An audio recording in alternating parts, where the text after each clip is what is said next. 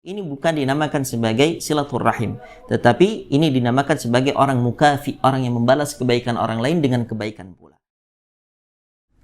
Bismillahirrahmanirrahim. Assalamualaikum warahmatullahi wabarakatuh. Alhamdulillahi wassalatu wassalamu ala rasulillah wa ala alihi wa ashabihi wa man ittaba'ahum bi ihsanin ila yaumiddin wa sallama tasliman katsira ma ba'du. Di pertemuan sebelumnya kita sudah menyebutkan sifat-sifat yang Nabi SAW miliki jauh sebelum Nabi SAW diangkat sebagai Nabi dan diangkat sebagai Rasul oleh Allah Azza wa Jalla. Dan sifat-sifat yang mulia tersebut memang menjadi akhlak yang luhur yang dimiliki oleh Nabi SAW yang dengannya Allah Azza wa Jalla abadikan pujian Allah kepada Nabi SAW dalam Al-Quran, wa innaka la'ala khuluqin azim. Wahai Muhammad, sesungguhnya engkau benar-benar berada di atas budi pekerti yang luhur. Yang dimana di antara sifat yang Nabi SAW miliki, di mana sifat-sifat itu adalah sifat-sifat yang mulia, diingatkan oleh Khadijah radhiyallahu taala anha. Yang pertama adalah innaka la tasilur rahim. Wahai Muhammad, engkau adalah orang yang gemar untuk menyambung tali silaturahim. Para ulama mengatakan menyambung tali silaturahim ini bukan berarti ketika ada orang yang berbuat baik kepada kita, ketika ada orang yang berusaha untuk menyambung tali silaturahim kepada kita, lalu kita balas kunjungan tersebut. Ada orang yang berkunjung kepada kita, lalu kita balas berkunjung kepada saudara kita tersebut. Ini bukan dinamakan sebagai silaturahim, tetapi ini dinamakan sebagai orang mukafi, orang yang membalas kebaikan orang lain dengan kebaikan pula. Tetapi silaturahim yang dinaskan, ditekskan oleh Nabi SAW dalam hadisnya adalah ketika tali silaturahim itu diputuskan, maka engkau menyambungnya kembali kepada saudaramu. Ini adalah konteks tali silaturahim yang Nabi SAW miliki sifat yang mulia ini sejak zaman dahulu. Sebelum Nabi SAW diutus menjadi seorang Nabi dan menjadi seorang Rasul. Kemudian berikutnya adalah watahmilul kalla wa taksibul ma'dum. Membantu, meringankan beban orang-orang yang kesusahan dan memberikan apa yang Nabi SAW miliki kepada orang yang tidak memiliki.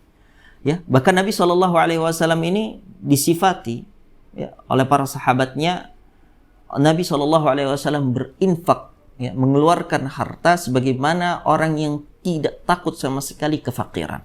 Nabi SAW dalam berbagai hadisnya diriwayatkan memberikan kepada mu'allafa qulubuhum kambing-kambing yang sangat banyak yang memenuhi antara dua gunung. Diberikan 100 onta, diberikan 100 sapi kepada orang-orang mu'allafa qulubuhum. Ini adalah Nabi SAW miliki dari sifat karam atau sifat dermawan. Nabi SAW gemar membantu orang yang membutuhkan, gemar membantu fakir miskin, gemar membantu orang-orang du'afa. Kemudian wataqrid dhaif, dan Nabi SAW gemar untuk memuliakan tamu. Maka dari itu Nabi SAW dalam hadis sahihnya mengatakan, man kana minkum yu'minu billahi wal yawmil akhir falyukrim dhaifahu. Barang siapa di antara kalian ada yang beriman kepada Allah dan hari akhir, hendaknya dia memuliakan tamunya, menghormati tamunya.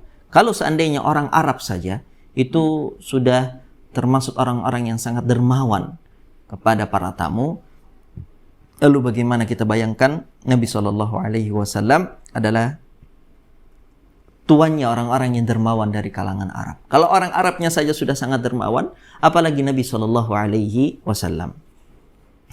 Wa tu'inu ala nawaibil haq, dan Nabi SAW juga disifati gemar untuk menopang kebenaran, membela kebenaran.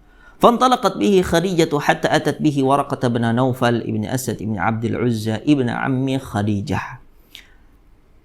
Setelah memotivasi suaminya, Khadijah radhiyallahu taala anha pun bergegas untuk pergi bersama Nabi SAW untuk menemui Waraqah bin Naufal bin Asad bin Abdul Uzza, yang dimana status beliau adalah ibn ammi Khadijah, anak pamannya Khadijah, dalam arti kata sepupunya Khadijah radhiyallahu taala anha.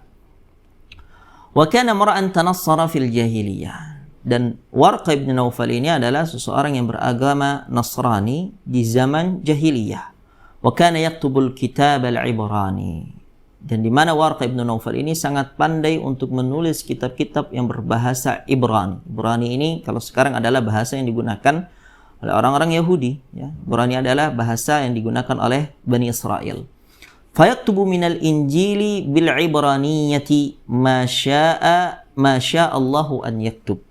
Maka Warqa ibn Naufal di antara usahanya adalah beliau menerjemahkan Injil ke dalam bahasa Ibrani sebagaimana yang Allah Azza wa Jalla kehendaki dan Allah mudahkan baginya.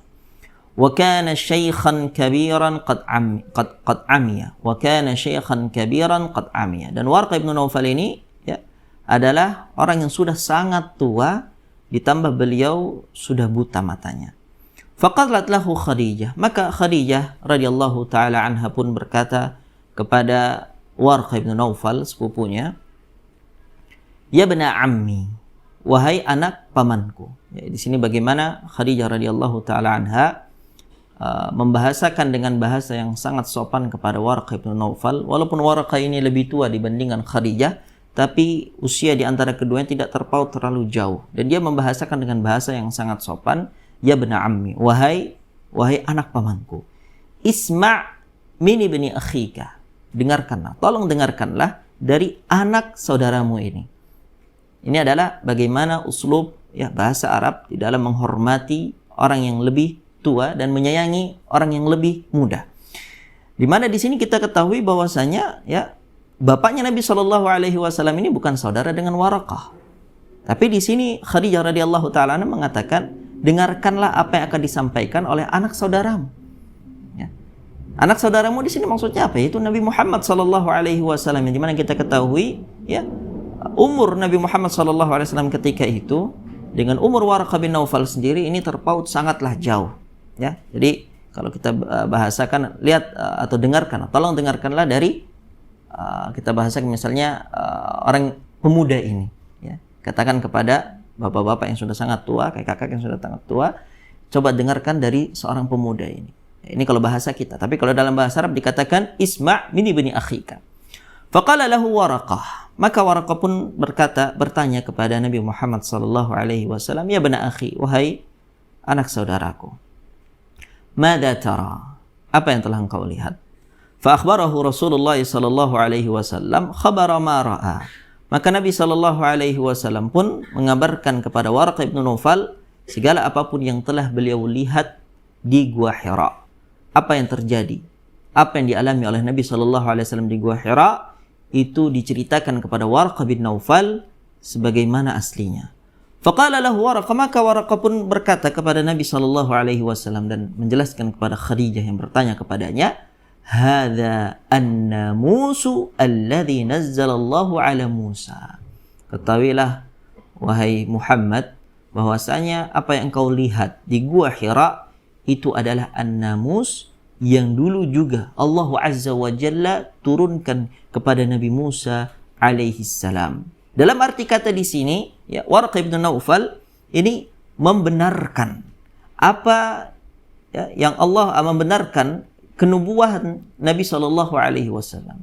Waraqah ibn Naufal membenarkan bahwasanya Nabi sallallahu alaihi wasallam adalah seorang nabi, sebagaimana dia membenarkan bahwasanya Nabi Musa alaihi salam adalah seorang nabi. Ya laitani fiha jada'an.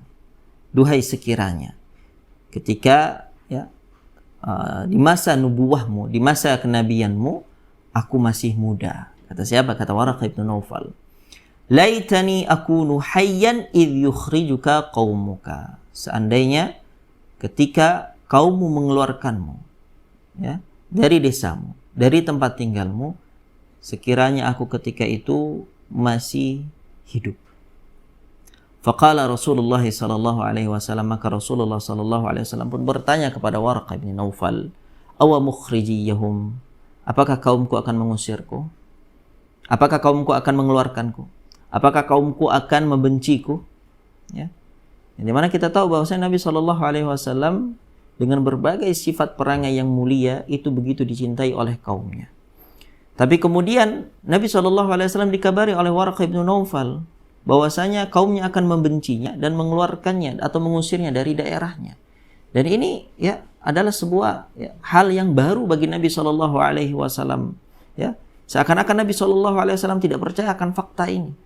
Bagaimana orang yang begitu mencintaiku kemudian berujung kepada membenci diriku? Apa kata Waraqah bin Naufal untuk lebih meyakinkan Nabi Shallallahu Alaihi Wasallam? Qala na'am, tentu. Wahai Muhammad, tentu. Lam ya'ti rajulun qat bimithli ma ji'ta bihi illa udiya. Belum pernah ada seseorang pun yang datang mengemban amanah sebagaimana yang engkau emban sekarang, wahai Muhammad, kecuali dia akan dimusuhi. Apa yang dipahami oleh Waraqah bin Naufal di sini? Bahwasanya setiap nabi dan setiap rasul yang datang membawa kebenaran pasti akan dimusuhi. Pasti akan ada orang yang tidak suka. Pasti akan ada orang yang memeranginya. Pasti akan ada orang yang mencibirnya. Ya. Dan ini adalah sunnah para anbiya dan para rasul salawatullahi alaihim wassalamuhu.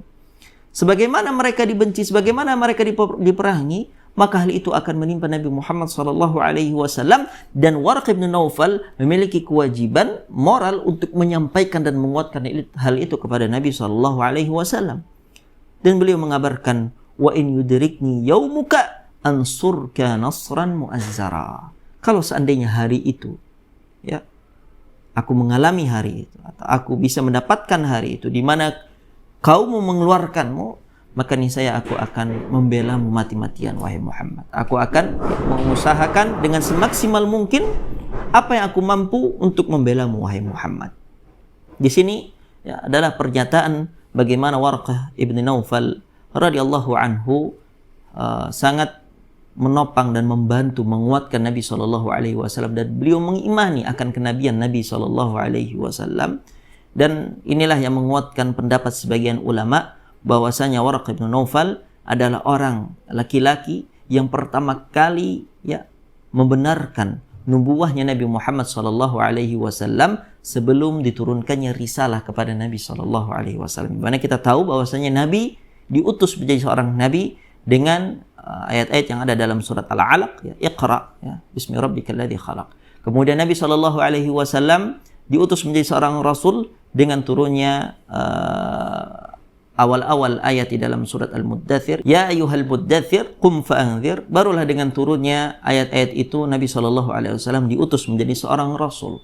Nah, ketika zaman Nabi SAW diutus menjadi seorang nabi, maka orang yang pertama dari kalangan laki-laki yang beriman kepada Nabi SAW adalah Waraqah bin Naufal radhiyallahu taala anhu. Ketika beliau mengatakan seperti itu, dikatakan oleh Aisyah ummul mukminin radhiyallahu taala anha, "Tsumma lam yanshab Waraqatu an tuwfiya wa fatara al-wahyu." Dan tidak lama setelah kejadian tersebut, yaitu pertemuan antara Khadijah Nabi Muhammad dengan Waraqah bin Naufal, Waraqah bin Naufal pun wafat, ya. Kemudian wahyu pun terputus sementara waktu.